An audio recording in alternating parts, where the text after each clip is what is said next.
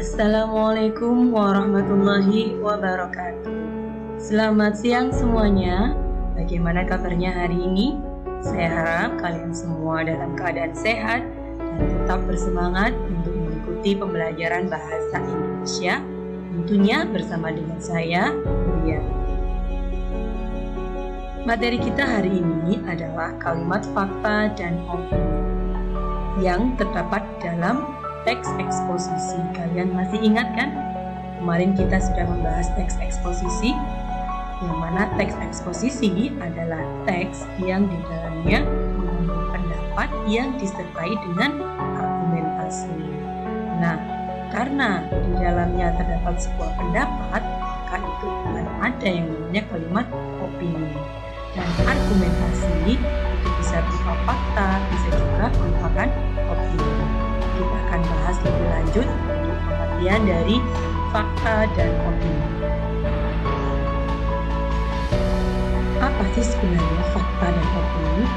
Fakta adalah hal, keadaan, peristiwa yang merupakan kenyataan dan benar-benar ada atau terjadi. Sedangkan opini adalah hasil anggapan, pemikiran, pendapat atau perkiraan orang, atau kelompok. Nah, dari sini kalian pasti sudah paham ya, bahwa fakta itu harus peristiwa atau sesuatu yang benar-benar terjadi dan bisa dipertanggungjawabkan untuk kebenarannya. Sedangkan opini ini hanya merupakan pendapat atau pemikiran seseorang, sehingga kebenarannya relatif, bisa benar, bisa tidak, karena mengandung unsur pendapat atau subjektivitas. Nah, kita akan lanjutkan ke bagian ciri dari fakta dan opini. Ciri dari fakta yang pertama, memiliki data yang tepat dan akurat berupa bilangan statistik, tanggal, dan waktu kejadian. Jadi fakta itu memiliki data yang akurat, bisa dipertanggungjawabkan kebenarannya. Jika di cross check ulang akan benar-benar terbukti itu pernah terjadi. Dan biasanya cirinya bisa berupa bilangan statistik, angka, tanggal, dan waktu kejadian. Yang kedua, ciri dari fakta yaitu bersifat objektif. Artinya objektif itu benar-benar terjadi atau kebenarannya sudah bisa dibuktikan. Yang ketiga, ciri dari fakta benar-benar terjadi atau sudah terjadi. Jadi peristiwa atau sesuatu yang merupakan fakta itu harus benar-benar terjadi. Yang keempat, cirinya yaitu kalimat fakta biasanya dapat menjawab pertanyaan dari 5W plus 1H. 5W1H itu pertanyaan apa, siapa, kapan, dimana, bagaimana, mengapa. Misalnya, apa yang terjadi? Nah, jawabannya itu adalah fakta. Misalnya, apa yang terjadi? Kecelakaan tadi pagi di depan sekolah. Yang kedua, siapa yang menjadi korban? Yang akan muncul adalah nama dan itu merupakan fakta. Bagaimana kejadiannya? Itu jawabannya itu merupakan fakta. Kemudian kapan terjadinya? Jawaban dari kapan itu adalah merupakan fakta. Maksud dari pertanyaan 5W1H itu seperti itu ya. Jadi semua jawaban dari pertanyaan 5W1H itu adalah fakta.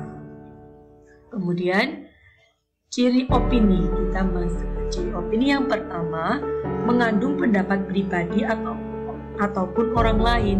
Jadi opini itu berupa pendapat, baik itu pendapat seseorang ataupun orang lain, yang mana semua pendapat itu pasti bersifat subjektif. Nah, itu masuk ke ciri yang kedua, bersifat subjektif itu artinya ia bergantung dari pengalaman, sudut pandang masing-masing orang. Artinya tidak sama orang satu dengan orang yang lain dan belum tentu benar. Ciri-ciri dari kalimat subjektif itu ada kata-kata seperti menurut saya, pendapat saya, seharusnya, sebaiknya, diperkirakan, seperti itu. Yang ketiga, ciri dari opini adalah memiliki kata-kata yang bersifat relatif, spekulatif.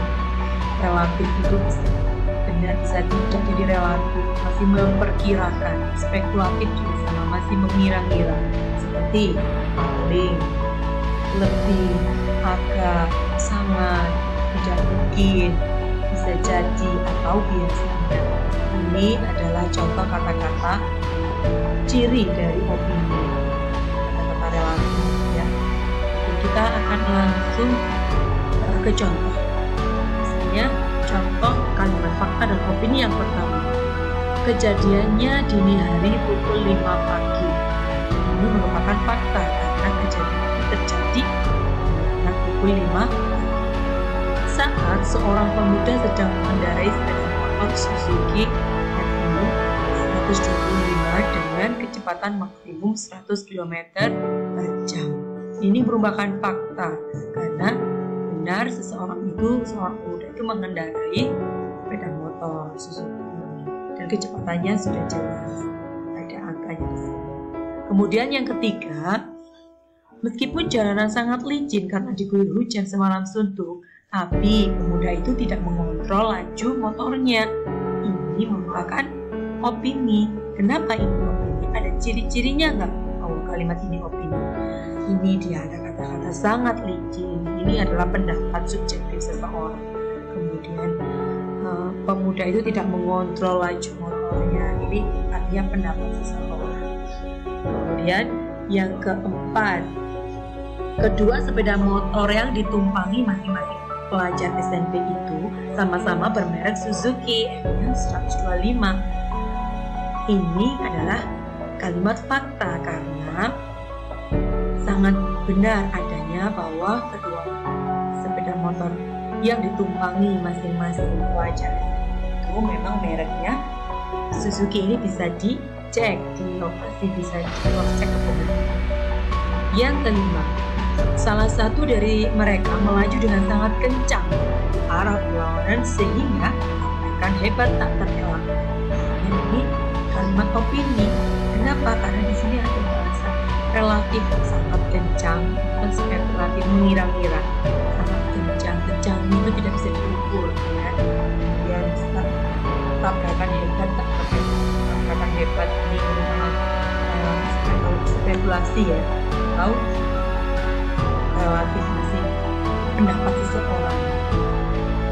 Yang keenam, contohnya kedua pelajar SMP itu suka ugal-ugalan di jalan.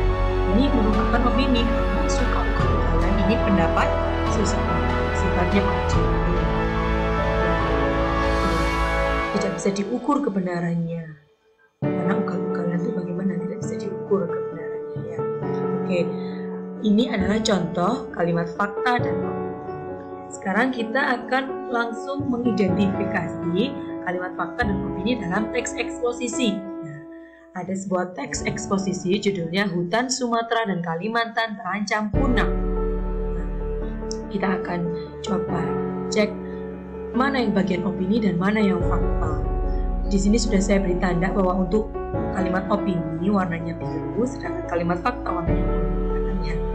Apabila masih tidak ada tindakan yang cepat dan tepat, maka dalam kurun waktu 10 tahun ke depan, Sumatera akan punah, hutan Sumatera akan punah. Ini jelas kalimat opini, karena kita tahu sendiri bahwa teks eksposisi itu bagian awal paragraf itu adalah pernyataan pendapat. Maka ini jelas pendapat.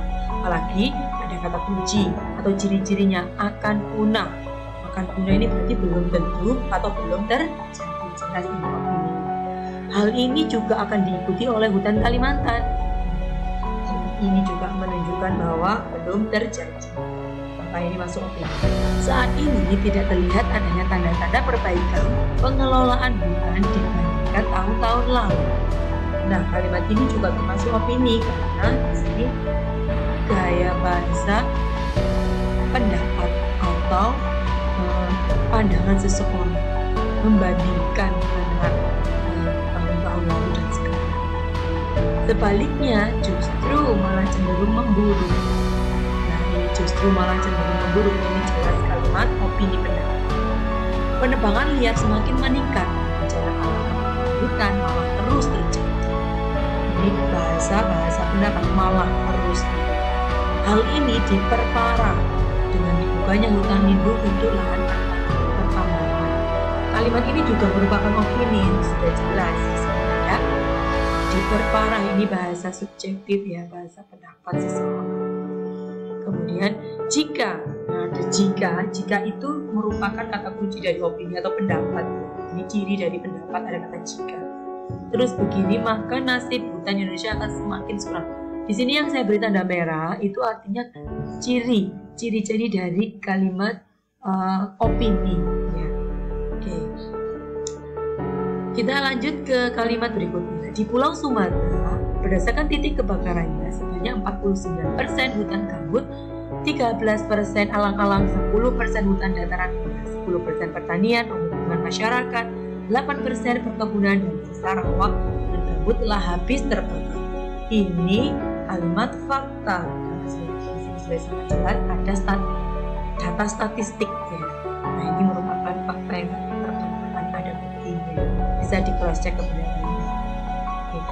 Ini kenapa disebut fakta juga? Karena bagian paragraf kedua dalam eksposisi biasanya berupa argumentasi yang mana berupa fakta yang mendukung tesis kan gitu ya.